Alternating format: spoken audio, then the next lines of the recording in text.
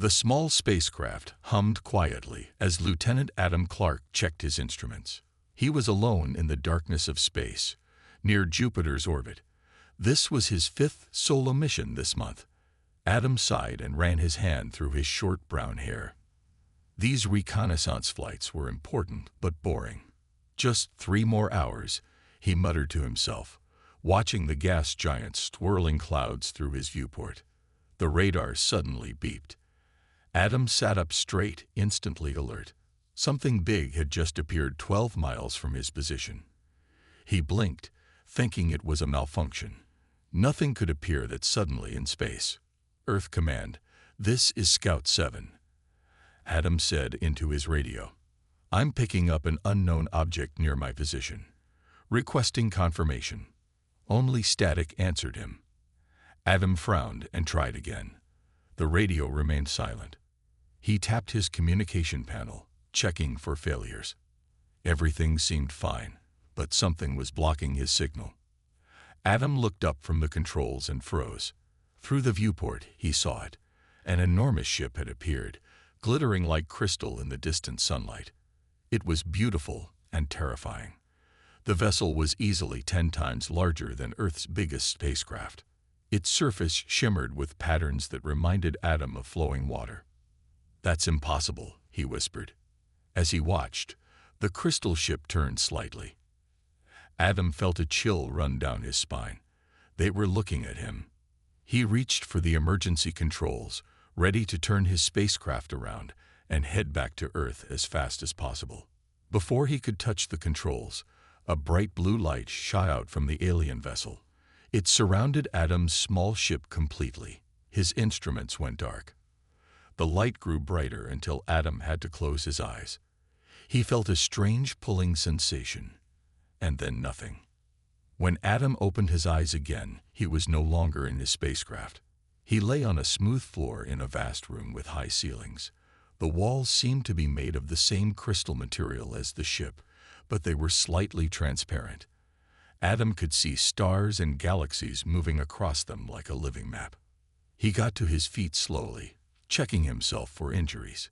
He felt fine, just confused. His flight suit was still intact, and he still had his emergency tool kit on his belt. Adam turned in a slow circle, taking in the strange room.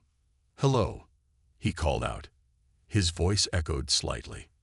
"Greetings, Adam Clark of Earth," a soft voice answered. Adam spun around. A tall figure stood a few steps away from him. At first glance, she looked almost human, but as Adam looked closer, he noticed the differences. Her skin was pale blue, like the sky on a clear day.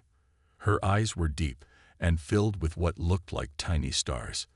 Above her head floated what appeared to be a crown made of pure light. She wore flowing robes that shifted colors as she moved. She was beautiful in a way that made Adam's heart beat faster with both fear and wonder. "Who are you?" Adam asked, his voice steadier than he expected. "How do you know my name?" The alien woman smiled. "I am Neavale, High Priestess of the Celestian Conclave.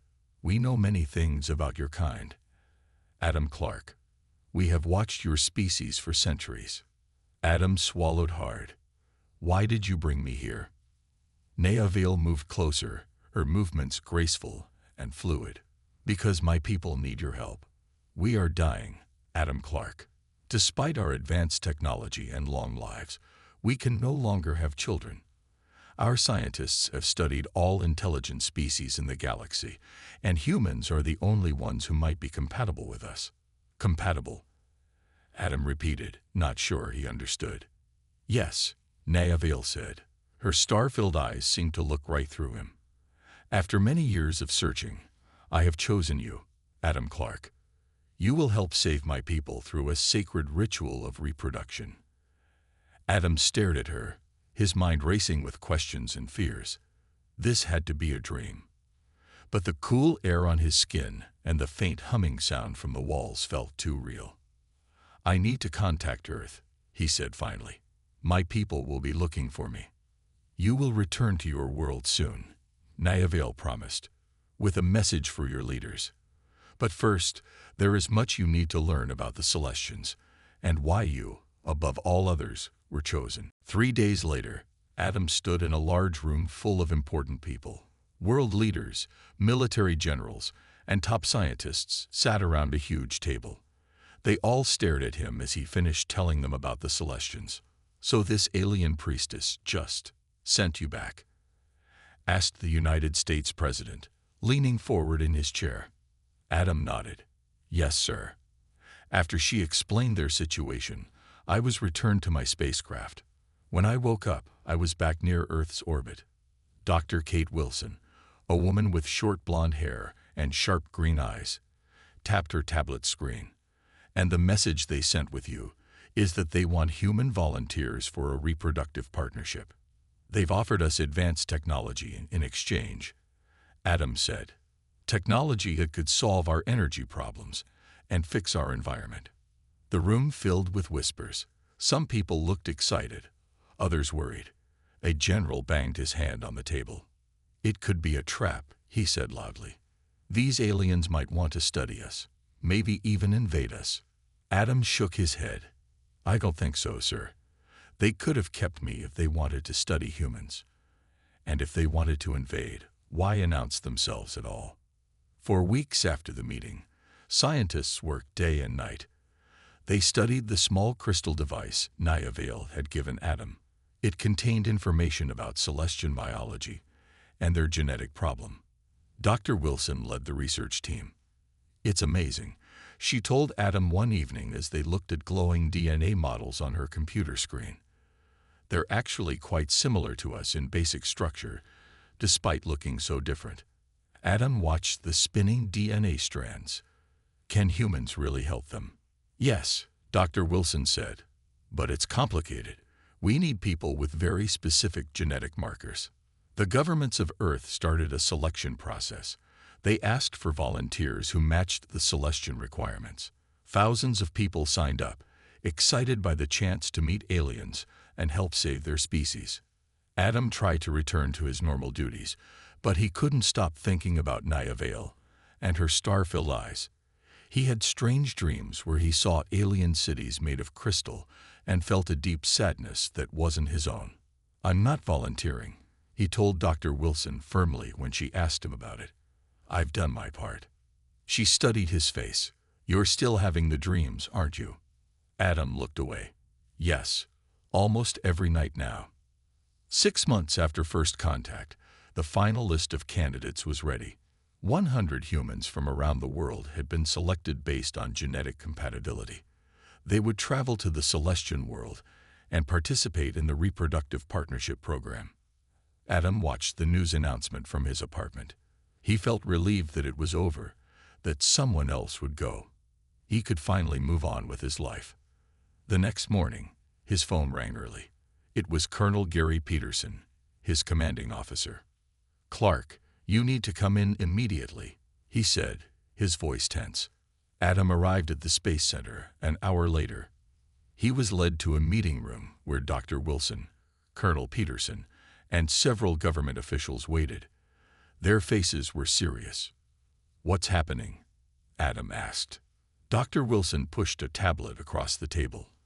On it was a message from the Celestians. Adam read it and felt his stomach drop.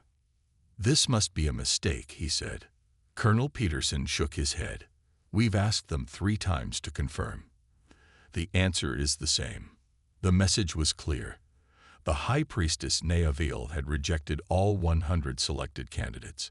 Instead, she had personally requested Adam Clark as her reproductive partner. No other human would be accepted.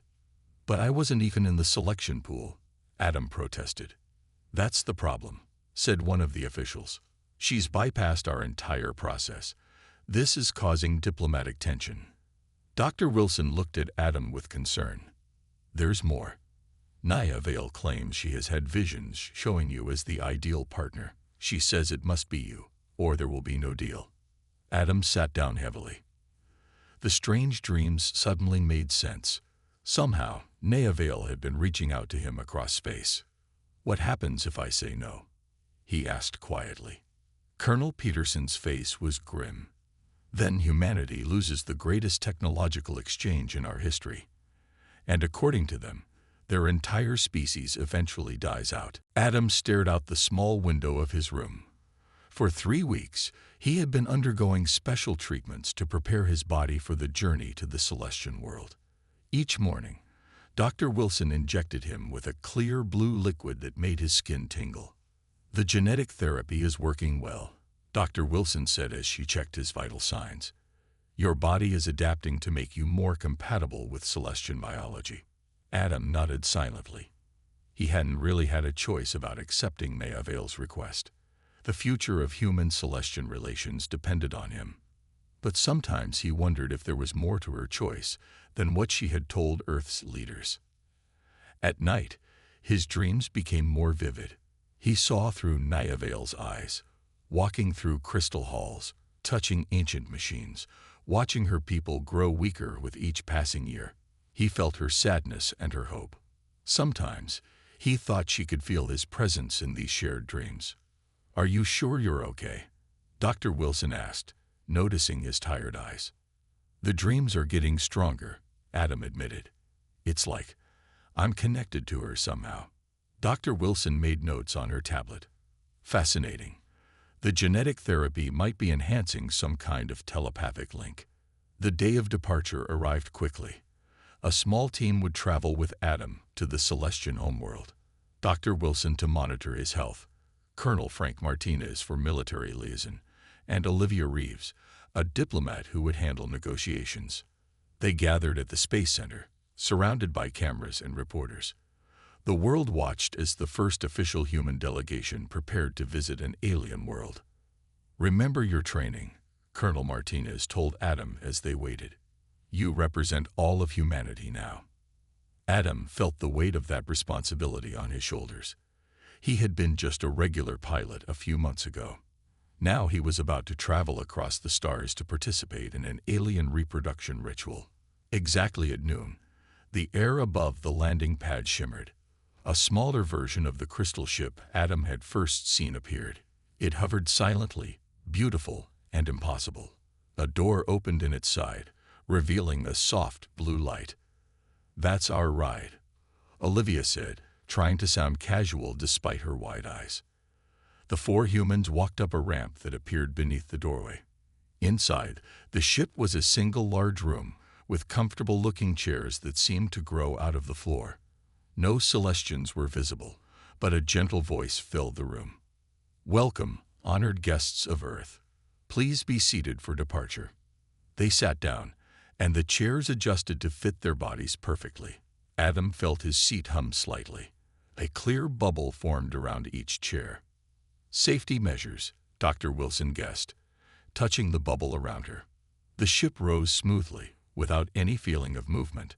Earth quickly shrank below them, becoming a blue marble, then a distant dot. Adam expected a long journey, but something strange happened next. The stars outside the ship stretched into lines of light. A swirling tunnel of colors appeared ahead of them. The ship entered it, and Adam felt a brief moment of pressure, like going underwater. Then it passed. When the view cleared, they were somewhere else entirely. A ringed planet hung in space before them, glowing with a soft purple light. Several moons orbited it, and Adam could see structures on the largest moon.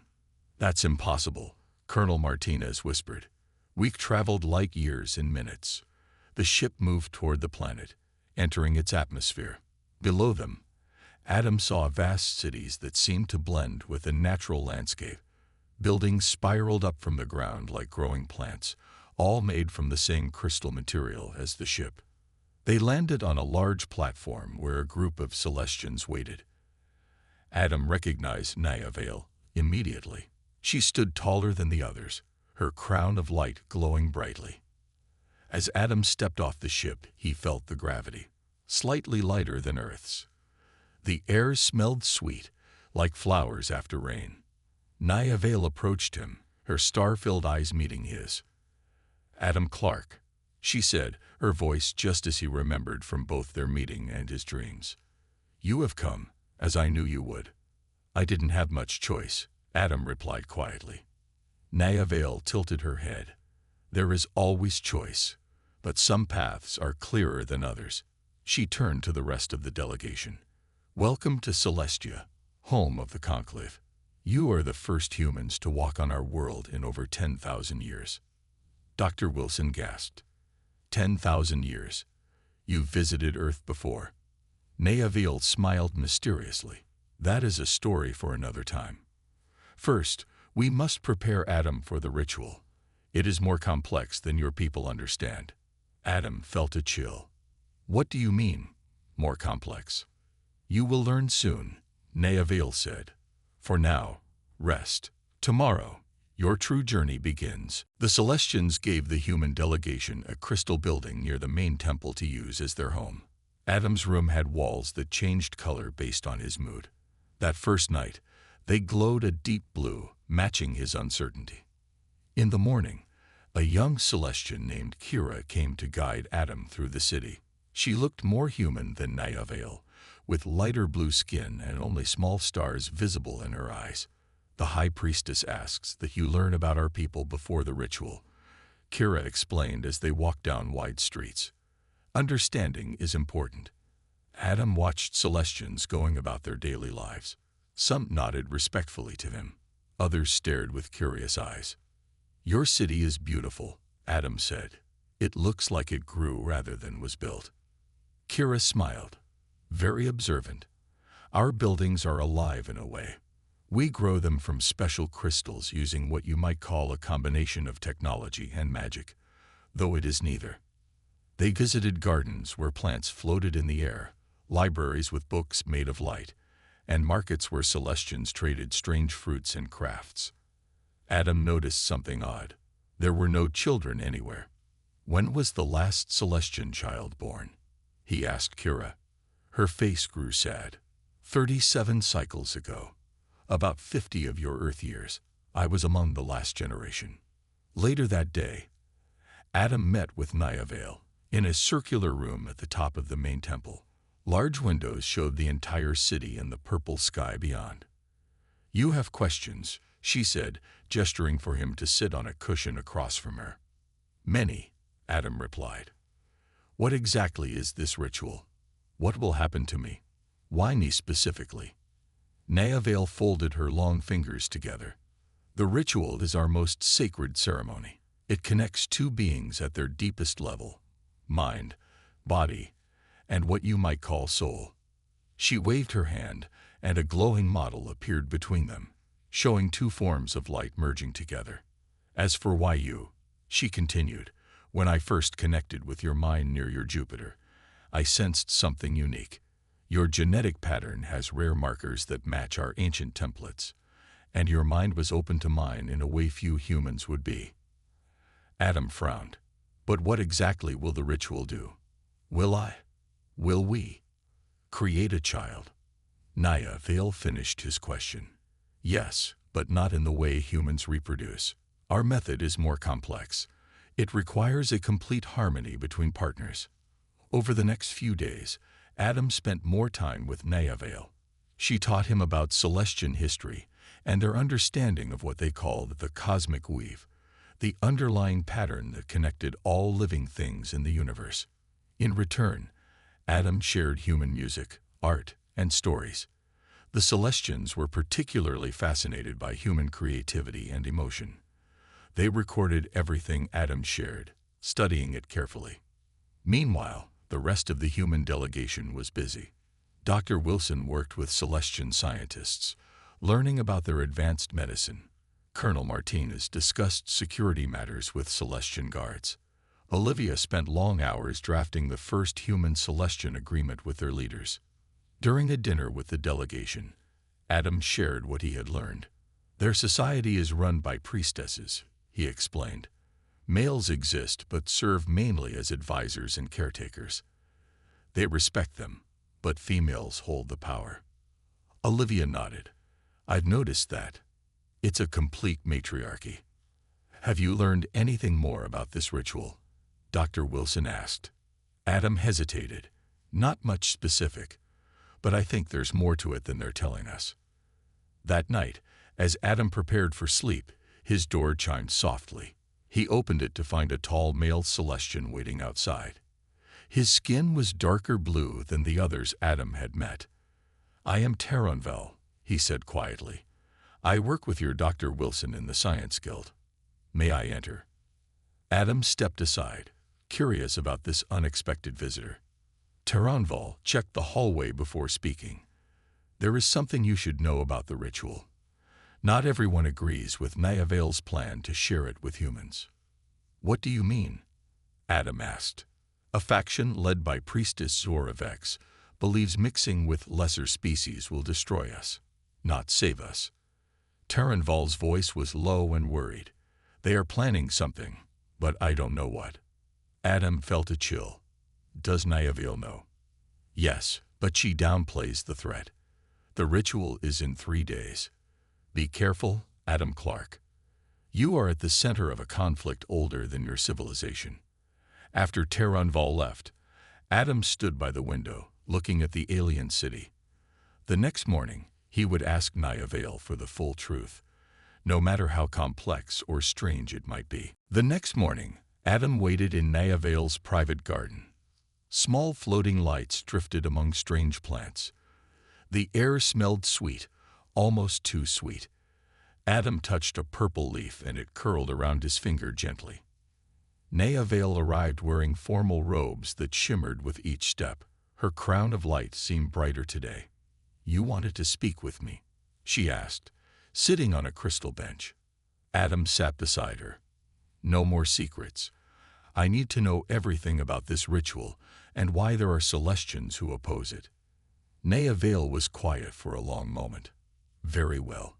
Look at me, Adam Clark." She placed her cool hands on either side of his face. Her star-filled eyes grew brighter. Adam felt a rush of images and feelings flood into his mind. He saw Celestia thousands of years ago, filled with children and laughter. Then came images of war. Celestians fighting Celestians with weapons that glowed with strange energy. He saw clouds of sparkling dust that made people fall sick. Biological weapons, Niavel's voice explained in his mind. "In our great civil war, both sides used them.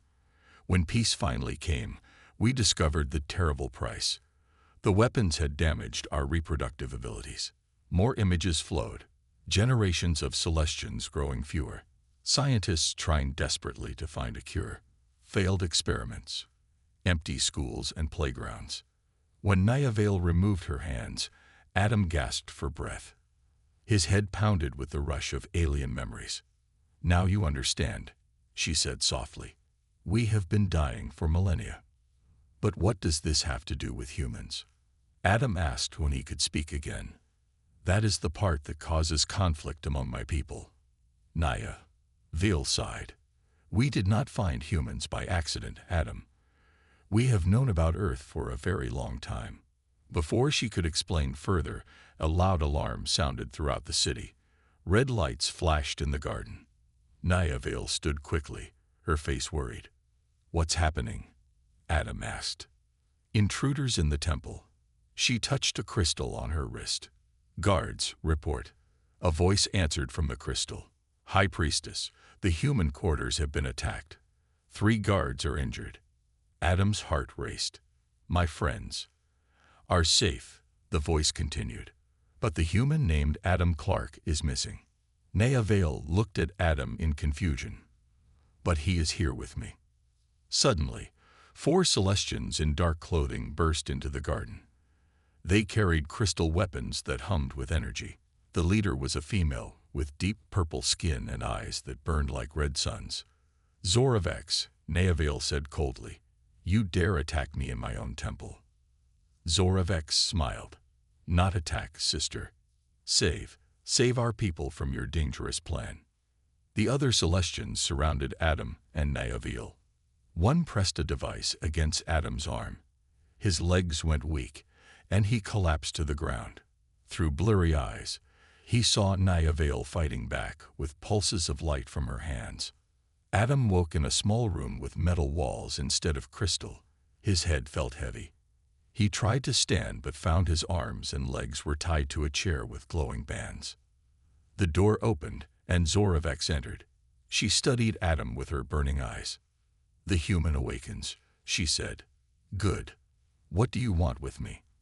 Adam asked, trying to keep his voice steady. Zoravex circled him slowly. "I want you to understand the truth before Niavale ruins everything with her desperate plan." She pressed a hand to his forehead. Unlike Niavale's gentle touch, this felt like fire. New images filled Adam's mind. He saw Celestian ships visiting ancient Earth, Celestians in glowing suits watching early humans. More disturbing, he saw Celestians taking humans to laboratories, making changes to them. "Yes," Zoravex whispered as Adam gasped in pain. "Now you see, we did not find humans compatible by chance. We made you compatible thousands of years ago." When she pulled her hand away, Adam was sweating and shaking. "Your people experimented on early humans?" he asked in horror. "We guided your evolution," Zoravex corrected. "Some Celestian factions wanted worker species. Others, like Niavale's ancestors, saw potential for more." She leaned close to Adam's face. "And now, rather than restore our pure bloodlines, she wants to mix with the very species we created. It would be the end of true Celestians forever." Adam heard fighting outside the door. "She'll find me," he said. Zoravex smiled coldly. "I hope she does. Then I can show all the conclave why her plan must be stopped." Loud sounds of fighting grew closer outside Adam's prison room. The door suddenly burst open in a flash of blue light. Taranval rushed in, followed by Dr. Wilson and Colonel Martinez. "Adam, are you hurt?" Dr. Wilson asked as she examined him quickly. Taranval touched the glowing bands on Adam's wrists and ankles. They faded away, freeing him. "We must hurry," Taranval said. "Niavale is holding back Zoravex's followers, but we don't have much time." Adam stood on shaky legs. "Where are we?" "An old science facility beneath the city," Taranval explained as they moved into the hallway. "Zoravex brought you here to keep you from the ritual." Colonel Martinez handed Adam a small weapon. "Just in case, it's some kind of stun device." They moved through dark corridors. Twice they had to hide as groups of Zoravex's followers ran past. Finally, they reached a large circular platform. "This transport will take us back to the main temple," Taranval said, working the controls. As the platform began to glow, preparing to move, a harsh voice called out, "Leaving so soon?" Zoravex stepped from the shadows, 3 armed followers beside her. Her red eyes glowed with anger. "You cannot let this happen, Taranval," she said. "You know what mixing with humans will mean for our pure bloodlines." Taranval stood tall. "There are no pure bloodlines anymore, Zoravex. The weapons of the ancient war saw to that. Niavale's path is our only hope. Then you will die with the humans," she hissed. Everything happened very fast. Zoravex's followers fired their weapons. Colonel Martinez pushed Dr. Wilson to safety. Taranval created a shield of blue light that stopped most of the energy blasts. Adam raised his weapon and fired. A pulse of green light hit one of Zoravex's followers, who fell to the ground. The platform began to hum louder. "Hold on," Taranval shouted. There was a flash of light, and Adam felt his body tingle all over. When his vision cleared, they were in a different room, a grand chamber in the main temple. Niavale rushed toward them, her robes flowing behind her. "Adam, you are safe." "Barely," he said. "Zoravex told me everything, about how Celestians changed early humans, made us compatible with you." The High Priestess nodded sadly. "It is true, but not the whole truth." She led them to a round table where Olivia was waiting with several other Celestians. Maps and old documents covered the table. "Before we continue with the ritual, you deserve to know everything," Niavale said. "Long ago, Celestians traveled to many worlds. On Earth, we found early humans. Some of our people wanted to change them completely, to make worker species. Others, my ancestors, fought against this. She touched one of the old documents. We made only small changes, helping your natural evolution move slightly faster, adding genetic markers that would make our species compatible if we ever needed each other. Adam frowned. You played with our DNA without permission. It was wrong, Niavale admitted. But my ancestors believed that all intelligent life shares a common origin. They saw humans as cosmic siblings, not as creatures to be used. Dr. Wilson leaned forward, fascinated. So the genetic compatibility between our species isn't just a coincidence. No, said Taranval. It was planned as a safeguard, in case either species ever faced extinction. Adam looked around the room. And now you need that safeguard. Niavale nodded. The ritual will do more than create a child, Adam. It will forge a new path for both our peoples. What exactly will happen to me? Adam asked. To us. The ritual connects two beings completely, she explained. Our minds will join first, then our bodies will change. Not drastically, but enough to create something new. Neither fully human nor fully Celestian. Adam took a deep breath. Despite everything he had learned, he found he still trusted Niavale. And if I agree, what about Zora Vex and her followers? A Celestian guard entered the room and bowed to Niavale. High Priestess, Zora Vex has called for a full council meeting. She demands they vote on stopping the ritual. Niavale's star-filled eyes met Adam's. It seems we must convince not just you, but my entire people, that this path is right. The Celestian Council chamber was a huge round room, with 7 tiers of seats rising up like stairs. Hundreds of Celestians sat watching as Adam stood beside Niavale in the center. The air felt heavy with tension. Zora Vex stood on the opposite side, her purple skin almost glowing with anger. High Priestess Niavale has gone too far. She called out to the crowd. This human cannot be allowed to participate in our sacred ritual. It would pollute our bloodline forever. Murmurs spread through the chamber. Adam noticed that many Celestians nodded in agreement with Zora Vex. Niavale stepped forward, her crown of light shining brightly. Members of the conclave, for thousands of years we have watched our people fade. Each generation, fewer children are born. Soon, there will be none.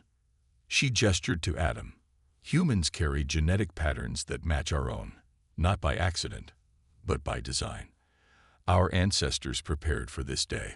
An elderly Celestian with pale blue skin stood up. The ancient texts speak of a joining when our need is greatest, but many fear what this joining will create. Something neither Celestian nor human, Zora Vex said sharply. The end of our pure heritage. Adam felt all eyes turn to him.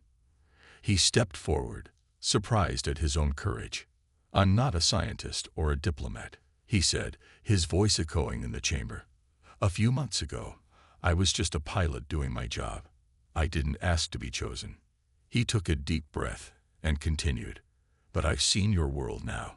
I've learned your history. And I understand what's at stake, not just for Celestians, but maybe for humans too. The universe is bigger and more dangerous than we knew. Perhaps we need each other. The council chamber grew quiet. Adam could feel hundreds of star-filled eyes watching him. Zora Vex laughed coldly. Pretty words from a species that still fights itself over territory and resources. Yes, Adam admitted. Humans aren't perfect. We make mistakes, but we keep trying to be better, and we don't give up, even when things seem hopeless. The old Celestian who had spoken earlier nodded slowly. That quality of hope is what our people have lost. Perhaps that is what we need most from humans. After hours of debate, the council voted. It was close, but Niavale won. The ritual would go forward. Zora Vex and her closest followers were ordered to stay away from the temple during the ceremony. As they left the council chamber, Niavale touched Adam's hand. You spoke well. Your words swayed many minds. I just told the truth, Adam said. What happens now? We prepare for the ritual. It will take place tomorrow at dawn.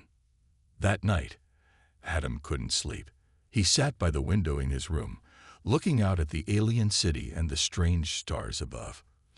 Dr. Wilson came to check on him. "Your vitals are all good," she said, checking her instruments. "But you seem worried. Wouldn't you be?" Adam asked with a small smile. "Tomorrow I become something else." Dr. Wilson sat beside him. "The Celestian scientists have explained more about the process. Your basic DNA will remain human, but certain aspects will change to allow compatibility. You'll still be you, Adam." "Will I?" he wondered. "After my mind joins with Niavel's completely." "I can't answer that," Dr. Wilson admitted. "But I believe Niavel cares about you. She wouldn't have chosen you if she didn't." As dawn approached, Adam was taken to the ancient temple at the heart of the city. Niavel waited for him, wearing ceremonial robes of silver and blue. She looked both beautiful and otherworldly. The ritual chamber contained a large crystal in the center. It glowed with a soft inner light. Around it stood 12 Celestian priestesses, singing in low, harmonious voices. "Are you ready?" Niavel asked softly. Adam nodded, finding that despite his fears, he did trust her. "What do I need to do?" "Place your hands on the crystal with mine," she explained. "Our minds will join first. Don't resist the connection. Let it flow naturally." Adam stood opposite Niavel at the crystal. He could see Dr. Wilson, Colonel Martinez, and Olivia watching from the side of the room, their faces concerned but supportive. "For both our peoples," Adam said. "For all who come after us," Niavel replied. They placed their hands on the crystal together. Immediately, Adam felt a surge of energy flow through his body. His mind expanded, reaching outward until it touched something vast and ancient, Niavel's consciousness. Then the crystal began to grow around their hands, gradually covering their bodies in a translucent cocoon. The last thing Adam heard before the crystal covered him completely was Dr. Wilson's gasp of surprise, and then everything went quiet as he fell into Niavel's star-filled mind. Inside the crystal cocoon, Adam floated in darkness. Then suddenly, he wasn't alone. Memories that weren't his flowed through his mind. He saw Celestia thousands of years ago, full of children playing in crystal gardens. He felt the pain of watching a civilization slowly dying, year after year. At the same time, Adam felt Niavel experiencing his memories, his childhood on Earth, his first flight in space, his wonder at seeing the stars. Their minds circled each other, then gradually began to merge. Adam saw the true history of both their peoples. Celestians had indeed guided early human evolution, but not as masters creating servants. They had seen potential in humans and gently helped that potential grow. They had given humanity a small push, then watched from afar as humans developed on their own. Outside the crystal cocoon, 3 days passed. The human delegation waited anxiously. Dr. Wilson monitored the cocoon with Celestian instruments but could not see inside. Colonel Martinez kept watch in case Zoravex tried to interfere. Olivia continued working on treaties between their worlds. On the morning of the 4th day, cracks appeared in the crystal. The Celestian priestesses gathered around, singing in high, clear voices. The human delegation moved closer, watching with nervous anticipation. The crystal shattered with a sound like bells. Adam stepped out first, reaching back to help Niavel. Both had changed. Adam's skin now had a faint blue glow beneath the surface. His eyes, once dark brown, now had tiny points of light in them, like distant stars. He moved with a new grace, as if gravity affected him differently. Niavel looked more human. Her blue skin had warmed to a color closer to a human tan. Her features were softer, and her eyes, while still filled with stars, now showed emotions more clearly. "Adam." Dr. Wilson rushed forward. "Are you all right? How do you feel?" Adam smiled. His voice had a slight musical quality now. "I'm fine. Better than fine. I remember everything, both my life and parts of Niavel's." The ritual was successful, Niavel said, her voice warmer than before. "More successful than we hoped." She placed a hand on her stomach. Dr. Wilson gasped and quickly scanned her with an instrument. "Impossible," Dr. Wilson whispered. "The embryo has already developed to a stage that would take months in humans. She carries our child," Adam explained. "Neither fully human nor fully Celestian, but something new. Something that might save both our peoples." News of the successful ritual spread quickly. Most Celestians celebrated. Humans on Earth received the news with mixed reactions: wonder, fear, excitement, and concern. A month later, the human delegation prepared to return to Earth. They would bring detailed reports and new technology as promised. Celestian scientists had already helped solve several of Earth's energy problems. "Will you come with us?" Olivia asked Adam as they stood at the landing platform. Adam shook his head. "Not yet. I need to stay until the child is born. And there's still so much I'm learning about Celestian culture." He looked different now. Not just the physical changes, but something in his manner. A calmness and wisdom that hadn't been there before. "What should we tell Earth about you?" Colonel Martinez asked. "Tell them I'm well," Adam said. "Tell them I've become something new, but I'm still human at heart. And I'm helping build a bridge between our worlds." Dr. Wilson hugged him goodbye. "The child will be the first of a new species. What will you name her?" Adam and Nyavale exchanged a glance. During their mind-joining, they had seen the same vision of a small girl with blue-tinted skin and eyes full of stars, running across fields on Earth. "Aurora," Nyavale said. "In your language, it means dawn." "Because she represents a new beginning," Adam added. As the Earth ship departed, Adam and Nyavale stood together watching it rise into the purple sky. He felt her thoughts brushing against his, not complete telepathy, but a connection that would never break. 6 months later, Aurora was born. She grew faster than human children, but slower than the ancient Celestians once had. She showed abilities from both species, human creativity and emotion, mixed with Celestian intelligence and connection to the cosmic weave. Representatives from Earth returned for her first birthday celebration. A formal alliance between the planets was signed that day. As Adam watched humans and Celestians talking together, sharing ideas and dreams, he realized something important. He had not just been chosen for a ritual of reproduction. He had been chosen to help create a future neither species could have built alone.